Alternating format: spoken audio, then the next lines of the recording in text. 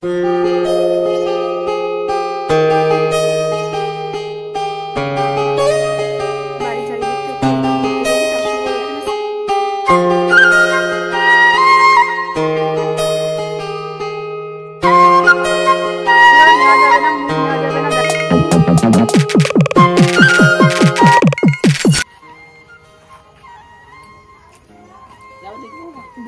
একটু আমরা ঘুরতে বেরিয়েছি। সন্ধে হয়ে গেছে। পপি, আমি, বর্দি, সোনাই মানে ওর বাড়ির চারিদিকটা একটু আমরা ঘুরতে বেরিয়েছি। তার সঙ্গে ওর ওখানে স্ট্যান্ডের দিকে যাব, আর যদি সম্ভব হয় ওর হাজব্যান্ড কি বিজনেস করে, কোথায় কি করে, চলো তোমাদের সঙ্গে শেয়ার করব। কোথায় ওটা জায়গাটা, এদিকে আছে কি করবো।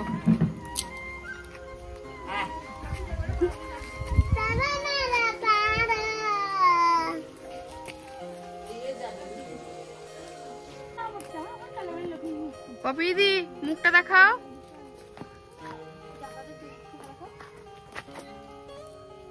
কোন দিকে যাবো এখন আমরা?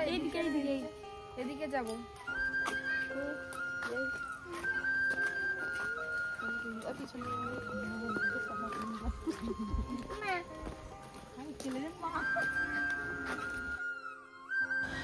বিকেলবেলা আমরা চারজন কোমরে হাত দিয়ে বেরিয়ে পড়েছি ঘুরতে। অ্যাকচুয়ালি কখন বাড়ি ফিরবো জানি না, আর দুপুরে যা খাওয়া দাওয়া হয়েছে কারুর খিদেও পায়নি। ওই জন্য পপি ওর শাশুড়ি মাকে বলল যে মা তুমি থাকো, আমরা এখন ঘুরতে গেলাম। এর আগে ওর বাড়িতে এসছি, চলে গেছি, এই প্রথম আছি, আর ওই জন্যই অনেকটা সময় হাতে পেয়েছি। ওই জন্য বিকেলবেলা পপি আমাকে, সোনাইকে আর বড়দিকে নিয়ে বেরিয়েছে ওর পুরো পাড়াটায় ঘুরবো বলে, ওখানে গ্রামটা কেমন দেখবো বলে, যতটা সম্ভব ঘোরা যায়। কারণ এত আড্ডা দিতে দিতে দেখি 5টা বেজে গেছে। আমরা 5:30টার দিকে বাড়ি থেকে বেরিয়েছি। তো যাই হোক, ঘুরে ঘুরে দেখো আস্তে না আস্তে সন্ধে হয়ে গেছে। এখন আমরা এসেছি স্ট্যান্ডে। আর তোমাদের অনেকেরই অনেক দিন ধরেই একটা কোয়েশ্চেন ছিল, পপির হাজব্যান্ড কি করে। তো চলো আজকে বলে দিই ওর হাজব্যান্ড কি করে। এই যে দেখো, বিশ্বনাথদা আমাদেরকে এখন অতিথি সেবা করছে। অ্যাকচুয়ালি আমরা গেছি বিশ্বনাথদার শপে। তো কি করে বলে দিই, বিশ্বনাথদাও কিন্তু একজন ব্যবসায়ী এবং খুব ভালো মাপেরই একজন বিজনেসম্যান, হার্ডওয়ার্সের বিজনেস করে, একদম স্ট্যান্ডের ওপরই দোকান। তো আমরা যেহেতু গেছি ওই জন্য বিশ্বনাথদা আমাদেরকে কোল্ড ড্রিঙ্কস, মিষ্টি, কি খাবো না খাবো এই চলছে। তো আমরা প্রচুর আড্ডাও দিয়েছি। আর বিশ্বনাথদাকে বলা হয়েছে রাত্রেবেলা তুমি তাড়াতাড়ি বাড়ি ফিরলে বড়দি, আমি আর পপি 3জন মিলে বসে তোমার সঙ্গে অনেক কথা আছে, অনেক সিরিয়াস কথা আছে। আর দুপুরবেলা যা খাওয়া হয়েছে একদমই খিদে ছিল না। সন্ধেবেলায় কোল্ড ড্রিঙ্কসটা খাওয়ার পরে শরীরটা দেখছি অনেকটা ভালো লাগছিল। এমনভাবে গিয়ে দোকানে বসে আড্ডা দিচ্ছি যেন ওখানেই আমাদের বাড়ি, ওখানকার বাসিন্দা। পপির বাড়িতে এসে এই আজকের দিনটা আমরা খুব মনে রাখবো।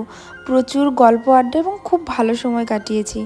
এরপরে বাড়ি ফিরতে হবে। ফেরার সময় সবার জন্য মিক্সচার নেওয়া হচ্ছে। পপি বলছিল ওখানে নাকি এটা নতুন দোকান, বেশ ভালো মিক্সচার হয়। তা আমি বললাম যে আমি তো একদমই খাবো না, তোমরা কে কী খাবে খাও, কারণ আমার একদম আর খাওয়ার মতো পজিশন নেই। এমনিই এখন একটু ডায়েটে আছি, আর আমি খুব বাছবিচার করেই খাই বলতে পারো। চাইলেই চাউমিন, এগরোল, ফাস্ট ফুড একদমই খাই না। তোমরা যারা আমার ডেলি ভ্লগ দেখো নিশ্চয়ই তোমরা দেখতে পাওনি আমাকে যে যখন যেমন যা ইচ্ছে খেয়ে নিচ্ছি। আমার বরাবরই খুব একটা ওইসব খাবার আমাকে টানে না। আমাকে সত্যি বলতে মাছের ঝাল ভাত, মাছের ঝোল ভাত, এই সব খাবার খুবই ভালো লাগে। আমার মতো তোমরা কেউ আছো এরকম ভাত খেতে খুব ভালোবাসো? তো এরপর বাড়িতে সকাল থেকে এসছি আর সিচুয়েশান হচ্ছিল না। তো সন্ধেবেলা এবারে বসছি। ড্রেসগুলো যে এনেছিলাম দেওয়া হয়নি। তো এখন ছোটো সোনার এই ড্রেসটা বের করা হয়েছে। এটা কিন্তু আমার মা ওর জন্য পাঠিয়ে দিয়েছে, মানে ওর দিদু ওর জন্য পাঠিয়ে দিয়েছে। আর পুজোতে স্পেশালি দেওয়ার জন্য ওর জন্য কিন্তু আমার এখনও কেনা হয়নি, শুধুমাত্র পপির জন্যই কেনা হয়েছিল। আর পপিরটাই কেনা মেন, কেন বলো তো, ওকে তো ব্লাউজটা বানাতে হবে। তো সেই জন্য আমি ওটা নিয়ে এসে ওকে দিচ্ছি, দেখি ওর কেমন লাগে, কি ব্যাপার। অ্যাকচুয়ালি এমনি সারা বছর ও যা শাড়ি ড্রেস যাই পরে না কেন সবই কিন্তু আমারই কেনা হয়, সব কিছুই।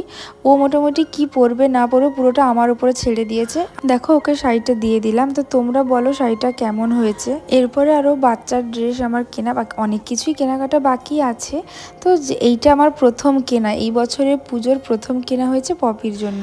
আর আমার কিন্তু শাড়িটা বেশ লেগেছে, এই কালারটাও খুব ভালো লেগেছে। আর সব থেকে যেটা ভালো লেগেছিল কি বলো তো, শাড়িটার ব্লাউজটা ব্লাউজটা।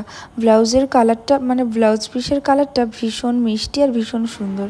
পপিও বলছিল যে হ্যাঁ শাড়িটা তো সুন্দর হয়েছে, তার থেকেও ব্লাউজের পিসটা ভীষণ ভালো হয়েছে। তো ওকে বললাম যে তুমি শাড়িটা দেখবে কেমন হয়েছে কি, বলার পর আমি ওই জন্য ব্লাউজ পিসটা কাটিনি। আর ও কোথায় ব্লাউজ বানায় না বানায় ওটাও আমাকেই দেখতে হয়, কি আর করব বলো, ওর একটা মাত্র বৌদি আমি, তো ওর অনেক কিছুই মোটামুটি আমাকে দায়িত্বগুলো নিতে হয়। আর দায়িত্ব নেব না কেন, যেখানে ও আমাকে এতটা ভালোবাসা দেয় তো আমিও চেষ্টা করি আমার তরফ থেকে ওকে ভালোবাসা দেওয়ার। দেখো সম্পূর্ণ নির্ভর করে প্রতিটা সম্পর্ক দুই পক্ষ থেকে একজন সবসময় ভালোবাসা দিয়ে যাবে, সব কিছু কেয়ার করবে, অপর দিক থেকে কিছু পাবে না, ওটা কিন্তু ঠিক নয়। ও যেখানে আমাকে এতটা ভালোবাসা দেয় তো ওর জন্য এগুলো কোনো ব্যাপারই না। তো আমি ব্লাউজটা কেটে নিচ্ছি, এটাকে আবার আমাকে দিতে হবে, দিয়ে ওর ব্লাউজটা বানিয়ে নিতে হবে। ওর মাপ সব কিছু নিয়ে রেখে দিয়েছি। বেশ ভালোই মজা করছি, বিকেলবেলা ঘুরে এলাম, ঘুরে এসে খাওয়া খাওয়া খাওয়া, শুধুই খাওয়া। ননদের বাড়িতে এসে মোটামুটি খুব ভালো আদর আপ্যায়ন পাচ্ছি, মানে প্রচুর। কি খাবো না খাবো ওইসবই চলছে। আবার রাত্রেবেলা কি রান্না বান্না হবে। আর ওদের বাড়িতে কত সবজি দেখো, মানে অ্যাকচুয়ালি এখানে পাশে না খুব বড় সবজি বাগান আছে, তো এই জন্য ওরা খুব সস্তায় এবং খুব ভালো একদম তাজা সবজি মানে ওরা পায়। সবজিটা শুধু দেখো বাড়িতে ভর্তি। এগুলো আজকে বিকেলেই পাড়া হয়েছে, মানে বিকেলেই একদম বাড়ির পাশে তো বিকেলেই সব। তারপরে ওর পপির আবার ননদের বাড়ির পাশেও এরকম সব সবজি বাগান আছে, ওদের বাড়িতেও আছে, ওখান থেকেও এসছে।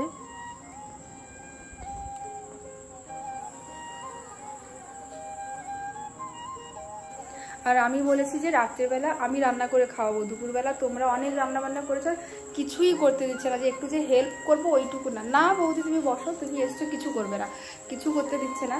তো ওই জন্য ভাবছি, আমি বলেছি রাত্রেবেলা আমি রান্না করে খাওয়াবো, দেখা যাক যদি অন্তত এই কথাটা শোনে। এখানে পড়তে বসছে ওর জায়ের মেয়ে, আর এদিকে এখানে ঘোরতোরো আড্ডা চলছে। যে যেমন পাচ্ছে মানে বসে আছে শুয়ে আছে, যে যেমন পাচ্ছে শুয়ে আছে বসে আছে, সব মুখ ঢাকিয়ে নিয়েছে।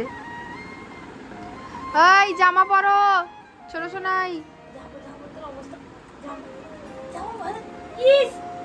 পপি আজকে আমি রান্না করব রাত্রেবেলা। না হ্যাঁ তুমি আজকে তুমি বসো, তুমি রেস্ট নাও, তুমি শুয়ে পড়ো, তুমি শুয়ে পড়ো, আজকে আমি রান্না করব, তুমিও শুয়ে থাকো, রান্না বান্না করে ডাকবো যাবে।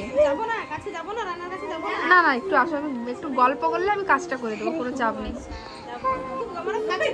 হ্যাঁ পাশে থাকতে হবে, তাদের ভিডিও নেওয়া যাবে না, মুখ নেওয়া যাবে না। দেখো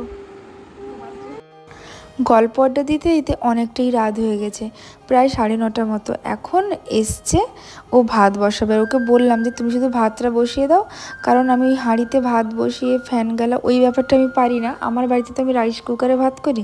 তো ওকে ভাতটা বসাতে বললাম, আর বলেছি সন্ধেবেলা তুমি আর কোনো রান্না বান্না করবে না, আমি একটা স্পেশাল রান্না করে খাওয়াবো, দই ইলিশ। আর সত্যি দুপুরবেলা ও এত পরিশ্রম করেছে, তো ওই জন্যই রেস্ট দেওয়ার জন্যই বললাম। আমি আর সোনাই তো এখানে চলে এসেছি। ওদিকে জানো আমার মা বাপি আর তোমাদের দাদাভাই 3জন মিলে গেছে একটা জায়গায় ঘুরতে, দিয়ে আমাকে ভিডিও কল করে দেখাচ্ছে তোমাদের দাদাভাই গাড়ি নিয়ে মা বাপিকে নিয়ে বেরিয়ে গেছে। ভাবতে পারো আমি যখন থাকি চিৎকার করে করে গলা ব্যথা হয়ে যায়, তখন আর হয় না। ওদের নাকি কি কাজ আছে, ওই কাজে বেরিয়েছে। ওরা যা পারে ঘুরে ঘুরুক, আমরা তো এখানে কম আড্ডা দিচ্ছি না। আর আমাকে জ্বালানোর জন্য খালি ভিডিও কল করছিল, আমিও তার বোকার মতো কেন জানি না রেগে যাই। এদিকে মাছটা ম্যারিনেট করা হয়ে যাচ্ছে। আরেকটা কথা কি বলো তো, আমরা না কোথাও গেলে আমি বা আমার বোন বা আমার বাড়ির সবাইকেই দেখেছি, মা মাসি পিসি, মানে কোথাও গেলে বা কারো বাড়িতে ঘুরতে গেলে যে বসে থাকবো বসে বসে খাবো, ওই জিনিসটা খুবই খারাপ লাগে। কিছু না কিছু হেল্প করে দেওয়ার চেষ্টা করি। আজকে রাতের মেনু কি বলো তো, দই ইলিশ আর তার সঙ্গে হবে চিংড়ি মাছের ভাজা। অ্যাকচুয়ালি এই চিংড়িটা আমার সব থেকে ভালো লাগে, ওই বাগদা ভেনামি ওগুলো আমার খুব একটা ভালো লাগে না। এই রান্না বান্না হয়ে গেলে আমাদের আবার লুডোর আসর বসবে, আমি আর বড়দি, সোনাই আর পপি।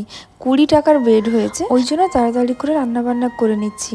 আর আমাদের তো কারোর খিদে টিদে পাবে না, যদিও পায় অনেক দেরি, ওই জন্য রান্নাটা করে রেখে দিয়ে আমরা খেলতে বসে যাব, এরপর কেউ ডিস্টার্বও করবে না। তো যাই হোক, অনেক রাত হলো, ব্লগটা এবারে এন্ড করছি। কাল আসবো নতুন একটি ভিডিও নিয়ে। Tata bye, good night.